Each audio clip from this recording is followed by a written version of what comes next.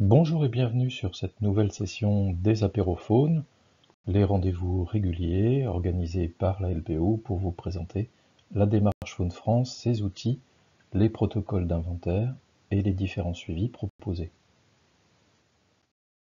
La session d'aujourd'hui est consacrée aux époques, le suivi d'ornitho probablement le plus fun du moment.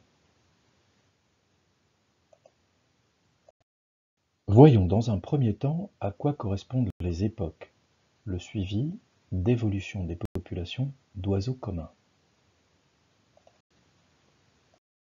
L'époque est un programme qui complète le programme Stock, le suivi temporel des oiseaux communs, qui a fait lui-même l'objet d'une présentation apérophone précédemment. Le Stock EPS, c'est-à-dire par échantillonnage ponctuel simple, grosso modo par point d'écoute, est un programme ornithologique qui s'étend sur la durée et dont l'objectif est de déterminer les tendances et les variations d'abondance des espèces, à la fois au niveau spatial et temporel. On s'intéresse donc à l'évolution des populations d'oiseaux. L'époque, quant à lui, vise à estimer ces populations, c'est-à-dire à déterminer leur effectif à l'échelle nationale et ou régionale. Il est appuyé par un programme complémentaire qui permet de l'ajuster, réalisé dans le cadre de l'Atlas des oiseaux de France, le programme ODF, et cette époque ODF est plus normée. On peut faire des époques classiques partout quand on veut. L'époque ODF se faisait selon un quart voyage défini, sur des points fixes, avec 3 passages bornés dans le temps. Les résultats préliminaires des suivis époques fait actuellement l'objet d'une analyse fine par Jean Nabias, qui travaille sur une thèse en collaboration avec la LPO et le CESCO, le Centre d'écologie et des sciences de la conservation du Muséum, pour évaluer donc la pertinence du suivi dans l'estimation des tailles de population d'oiseaux. Ce programme EPOC est assez récent et maintenant nous sommes dans la phase d'évaluation préliminaire pour savoir si effectivement ce projet répond aux attentes par rapport aux évaluations des populations. Dans le cadre de ce travail, les données époque ODF et époque sont analysées simultanément, en complémentarité, avec sur la période 2021-2023 31 500 époques ODF réalisées sur 3800 sites et environ 94 000 époques. Et les deux programmes sont relativement complémentaires puisque l'époque ODF permet d'apporter une récurrence des données puisqu'il y a 3 passages sur les mêmes points. C'est ciblé sur la période de reproduction, mais par contre, sa couverture géographique est relativement faible. L'époque, quant à lui, n'a pas de récurrence ou peu de récurrence sur des points fixes. Il est largement réparti dans le temps, mais sa couverture est très importante. Et les deux programmes se complètent, l'époque ODF permettant de calibrer les époques classiques. Les premiers résultats obtenus par Jean Nabias dans le cadre de sa thèse sont excessivement prometteurs et permettent d'ores et déjà de dresser à la fois des cartes de variation de densité des populations en termes d'abondance, mais surtout de quantifier ces populations. Par exemple, pour la fauvette et tête noire, avec une estimation de 9,6 millions d'individus à l'échelle du territoire national.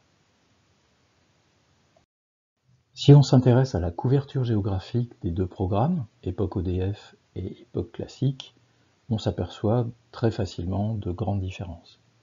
Nous avons actuellement, dans le cadre du programme Époque Oiseaux de France, environ 440 000 données, largement réparties, mais avec une certaine hétérogénéité selon les régions, et une densité d'inventaire nettement supérieure en matière de couverture géographique pour les époques classiques, avec environ 1 700 000 données collectées, largement réparties sur le territoire, avec là encore quelques lacunes, notamment dans les régions picardes et du centre Val-de-Loire. Alors, les époques, comment ça marche? L'époque, c'est un relevé standardisé, mais sans contrainte, ou relativement peu de contraintes. C'est un point d'écoute fixe, c'est-à-dire que l'opérateur reste en position pendant 5 minutes. Le temps est un élément très important. Tous les contacts d'oiseaux sont localisés par rapport à l'observateur, identifiés et dénombrés. Les époques, c'est quand on veut et où on veut, et toute l'année. On peut faire les époques la nuit si on le souhaite, on peut le faire le jour, le matin, l'après-midi, au printemps, en été, en automne. L'idée est d'avoir une couverture la plus large possible d'un point de vue temporel. Et c'est aussi un programme qu'on peut mettre en place absolument partout, et le plus souvent possible. On peut le faire dans son jardin, en randonnée, sur son lieu de travail durant la pause, etc. En fait, l'idée, c'est d'échantillonner tous les types de milieux possibles. Et finalement, ça pourrait être le mode standard de saisie pour tous les ornithologues un peu confirmés, puisqu'il s'agit quand même d'identifier les oiseaux à vue et à l'oreille. Mais à partir du moment où on sait faire ça, au moins sur les espèces communes, on peut faire de l'époque partout où on se déplace. Alors justement, quelles sont les compétences requises pour réaliser des époques? En fait, elles ne sont pas très nombreuses, mais elles sont assez indispensables. Pour faire des époques, il faut savoir identifier les oiseaux à la vue et à l'oreille, au moins pour les espèces communes, être en capacité de trier et reconnaître les oiseaux dans le brouhaha général, qu'il s'agisse de la pollution sonore, le bruit du trafic routier, les avions, les bruits de tronçonneuses, que sais-je, mais aussi au sein du chorus matinal quand énormément d'espèces chantent en même temps, et être en capacité d'identifier chaque individu dans ce contexte sonore un peu touffu. Et dans une moindre mesure, il est intéressant de savoir estimer les distances des différents contacts, visuels ou sonores. S'il est facile de pointer sur un arbre sur le fond de carte du smartphone l'oiseau observé dans les milieux ouverts, en milieu forestier ou en milieu farmé, c'est bien une appréciation de la distance et un axe qui vont permettre de positionner l'oiseau. On peut et on doit même noter les contacts d'espèces indéterminées, fauvettes indéterminées, rapaces indéterminées ou oiseaux indéterminés, qui permettent de compléter l'inventaire des espèces que vous avez identifiées au niveau spécifique. D'un point de vue technique, sur les relevés qui sont faits essentiellement avec l'application naturaliste, l'application mobile qui permet de saisir les données directement sur le terrain, un des paramètres les plus essentiels lors de la réalisation d'un époque, c'est d'enregistrer sa trace. C'est vrai pour les époques, c'est vrai pour toutes les listes en général. L'enregistrement de la trace se fait par tout simplement une petite case à cocher au moment du lancement du programme époque sur le smartphone. Autre élément très important, c'est que votre GPS soit en plein fonctionnement. Donc c'est facile à voir. Sur Naturalist, le GPS est l'efficacité du GPS est matérialisée par un petit smiley. S'il est tout gris, c'est pas bien, il n'est pas calé. S'il est jaune et souriant, le GPS est fonctionnel, il vous a positionné et a positionné autour de vous des cercles concentriques distants de 50 mètres pour vous aider à évaluer justement le positionnement des oiseaux. Alors si malgré ces quelques explications, les époques demeurent opaques, nous vous proposons d'aller plus loin dans le détail et de regarder un petit peu ce qui se passe concrètement sur le terrain. Tout d'abord, voyons le matériel nécessaire. Comme vous allez le voir, il est excessivement restreint. Vous avez besoin d'une paire de jumelles pour identifier les espèces un peu distantes ou les contacts un peu difficiles à déterminer à l'œil ou à l'oreille. Vous avez besoin d'un smartphone équipé de Naturalist, idéalement sur Android, et de 5 minutes de tranquillité sur lequel vous allez pouvoir réaliser votre inventaire. À la question de savoir où et quand réaliser une époque, la réponse est relativement simple. À la question où, c'est tout simplement à l'endroit où vous êtes. Ça peut être à votre travail, à l'arrêt de bus, dans le jardin, chez belle maman, le long d'un chemin de randonnée, sur un spot d'observation, sur une aire d'autoroute, que sais-je. Mais idéalement, c'est de ne pas choisir systématiquement les meilleurs spots ornithos. L'idée est d'échantillonner divers types de milieux, qu'ils soient riches en oiseaux ou pas. L'information d'une absence de contact est tout aussi intéressante qu'une époque avec une multitude d'espèces. On peut répéter les époques aux mêmes endroits et on peut les enchaîner d'affilée si on le souhaite. À la question du quand, C'est tout simplement, là encore, quand vous avez 5 minutes, à la pause café, quand vous allez promener votre chien, en attendant que le barbecue soit prêt, en sortant les poubelles, lors de suivis longs de rapaces par exemple, ou de séances photo, lors d'une pause de rando, lors d'une observation dans un observatoire. Idéalement, varier les horaires et en faire le plus souvent possible au fil de saison permet de compléter l'échantillonnage et d'avoir une bonne vision de la détectabilité des espèces dans l'espace et dans le temps. Une fois arrivé sur votre site d'inventaire, vous allez rentrer dans une phase d'observation fixe. Vous avez la possibilité de tourner sur vous-même, mais il ne faut pas se déplacer, si ce n'est d'1 ou 2 mètres pour éventuellement confirmer une identification d'un oiseau qui s'est mal positionné par rapport à vous. L'idée est bien de réaliser un point fixe qu'on appelle un point d'écoute. Une fois en position et votre trace enregistrée, vous pouvez lancer l'inventaire et il s'agit dès lors de détecter, localiser, identifier, dénombrer chaque contact à l'oreille ou à la vue. C'est un jeu intéressant puisqu'il s'agit d'être le plus performant possible, mais évidemment, on est bien conscient que vous ne pourrez pas détecter probablement l'ensemble des oiseaux présents. Ce qui nous intéresse, ce sont ceux que vous arrivez à repérer. Une fois un oiseau détecté, on le positionne sur la carte en bougeant le fond de carte par rapport au curseur pour que le curseur se positionne à l'endroit où vous avez observé l'oiseau. Il est impératif de positionner précisément chaque contact et de ne pas cumuler les observations sur votre propre position. L'idée est de refaire la même opération pour chaque contact d'oiseau observé durant cette phase de 5 minutes. Le système calcule automatiquement la distance vous séparant de chaque contact d'oiseau, avec une petite marge d'erreur qui correspond à l'approximation de votre positionnement en matière de GPS. Le GPS calcule plusieurs coordonnées durant les 5 minutes et fait une moyenne pour avoir plus de précision. Et évidemment, l'approximation du pointage de l'oiseau. Là encore, c'est très facile de pointer un oiseau en milieu relativement ouvert, quand on a des buissons, des points de repère faciles. En milieu forestier, ça devient évidemment plus compliqué. Néanmoins, la précision joue un rôle important dans l'estimation des populations, et donc c'est un paramètre sur lequel il faut être attentif.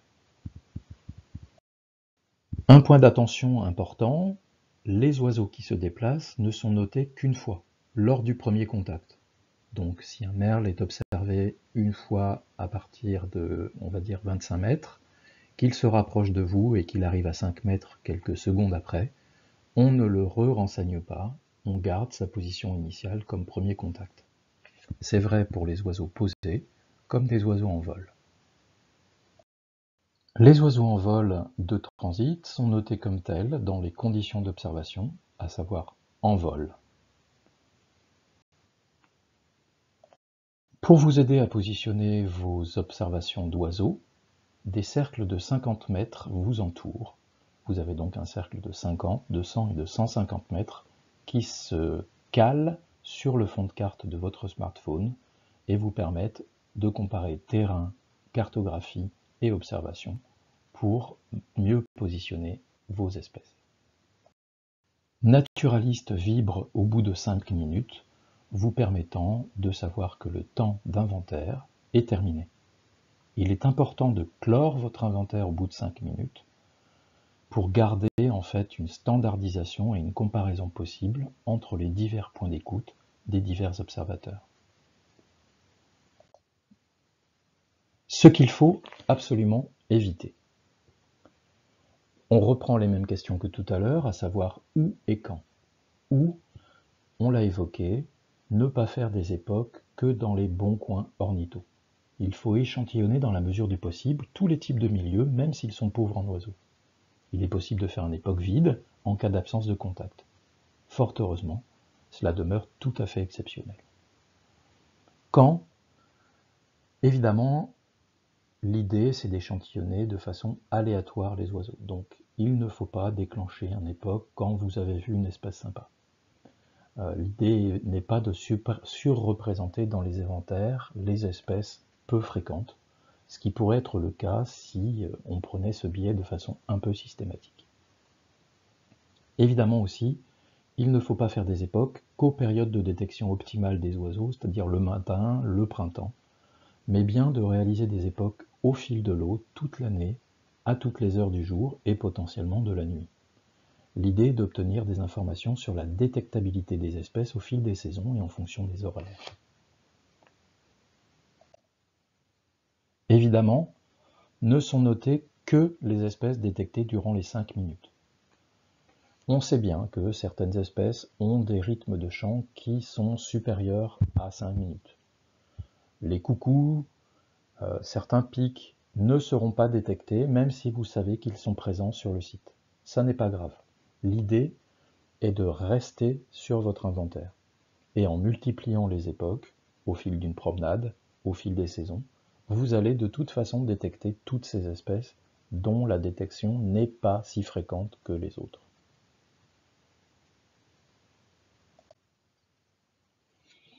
Quelques points qui peuvent vous aider à accélérer votre saisie, puisque sur un point de 5 minutes, ce qui est très court, il faut noter parfois beaucoup d'espèces, beaucoup de contacts. Alors nous avons déjà consacré un apérophone d'assistance et d'aide à la saisie rapide, donc je vous invite à le consulter, mais nous allons, si vous voulez bien, regarder quelques éléments qui peuvent vous permettre d'améliorer votre rapidité de saisie et votre confort d'utilisation du smartphone. Tout d'abord, le premier conseil qu'on peut vous apporter, c'est de mettre en place des boutons de raccourci. Les raccourcis, c'est le paradis parce qu'en fait, ça vous évite de taper les noms d'espèces. Vous pouvez créer des listes en cliquant sur le nom de l'espèce que vous avez sélectionnée. Par exemple ici, si on tape le début de rouge-queue noire, en cliquant sur rouge-queue noire avec un appui long, le système va vous proposer de créer un bouton dont vous pourrez modifier l'abréviation ou la couleur. Évidemment, un merle noir, on aura tendance à faire un bouton noir. Une hirondelle rustique, potentiellement un bouton bleu. Une tourterelle turque, un bouton beige, etc. C'est à vous de définir ce type de raccourci qui, à force, devient des éléments automatiques de saisie et vous permettent d'accélérer grandement le traitement. Vous pouvez faire autant de listes de raccourcis que vous le souhaitez, des raccourcis par habitat, des raccourcis par saison, des raccourcis par type d'inventaire, et en y mettant 3 lignes de boutons, vous pouvez quasiment avoir la totalité des espèces que vous allez rencontrer selon les types de milieux au cours de vos inventaires. La saisie devient dès lors un élément qui n'est pas coutumier. Vous gagnez ainsi énormément de temps. Le deuxième point qui permet d'avoir une saisie rapide, c'est la mise à disposition de codes Atlas par icône. Ces boutons ont vocation à remplacer les menus déroulants un peu difficiles à manier sur le terrain et vous proposent donc de noter un oiseau chanteur, un individu indéterminé, un mâle, une femelle, un couple en parade, un nid potentiellement occupé, etc. J'attire votre attention sur les notions de couple, puisque contrairement à l'usage régulier de tout ce qui se fait sur nos outils, ici l'effectif pour un couple sera 1 et non pas 2. Si vous mettez 2 couples, ça donnera le résultat de la présence de 2 mâles et de 2 femelles. Il s'agit bien ici, quand on voit un couple, de noter l'effectif 1. Une fois qu'on a fait les époques sur le terrain, qu'on a saisi ces informations sur Naturalist, qu'on les a synchronisées avec Faune France, comment on les retrouve? Les listes d'espèces complètes, comme les époques, sont symbolisées par un petit carré vert plein devant le nom et l'effectif des espèces que vous avez observées. Ce symbole n'est pas spécifique aux époques, il est spécifique à toutes les listes dites complètes, c'est-à-dire les listes dans lesquelles vous avez noté toutes les espèces que vous avez observées. Une fois que vous avez repéré ce type de liste, vous pouvez éditer n'importe quelle donnée de la liste en cliquant sur la petite icône présentée à l'écran, le bloc-notes avec le crayon. Ce clic ouvre une nouvelle fenêtre de consultation dans laquelle vous retrouvez l'observation sur laquelle vous avez cliqué, mais aussi l'intégralité de la liste des espèces que vous avez notées dans votre inventaire. Et j'attire votre attention sur le lien au-dessus de cette liste, visualisation des observations, sur lequel vous pouvez cliquer pour obtenir plus d'informations. Dès lors, s'ouvre une carte sur laquelle sont représentés les pointages de vos oiseaux observés, ainsi que votre position, la trace, symbolisée ici par un petit point clair. Cette cartographie est interactive. Vous pouvez cliquer sur les points de la carte pour savoir de quelle espèce il s'agit. Vous aurez des informations sur l'horodatage de la donnée. Et vous pouvez cliquer sur la liste à gauche pour obtenir la position de chacun des points autour de votre site d'observation. Comme dans toutes les listes, la durée de l'inventaire est spécifiée en haut dans le champ heure et date.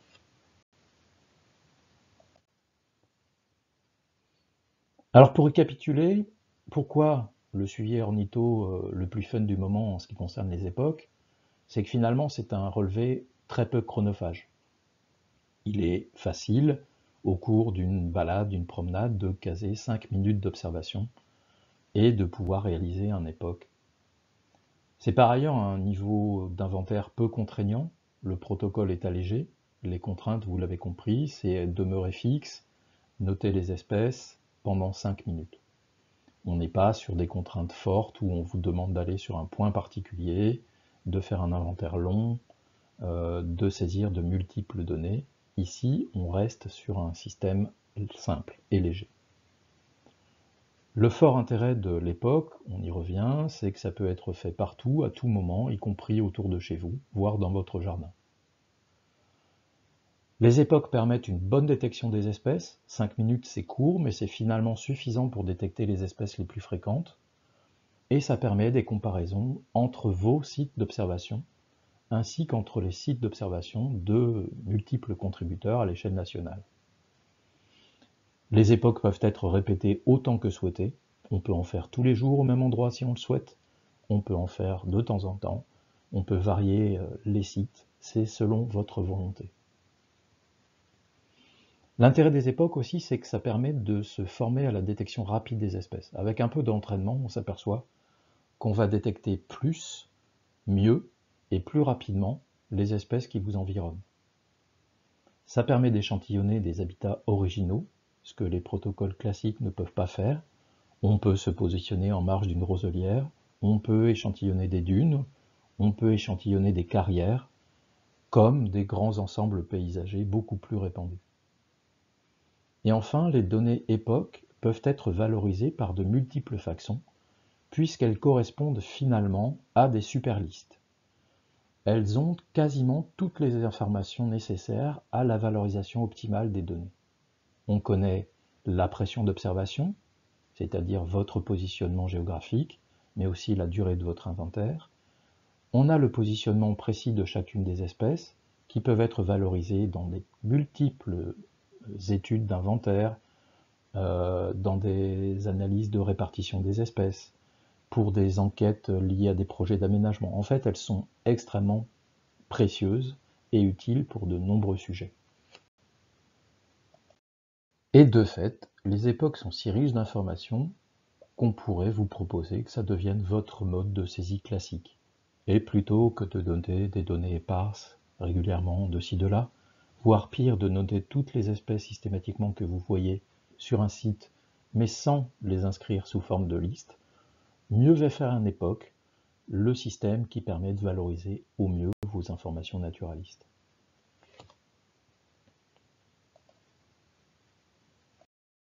Nous vous remercions de votre attention et nous tenons à votre disposition pour toute information complémentaire à faune.france@lpo.fr. Merci et à bientôt pour un prochain rendez-vous.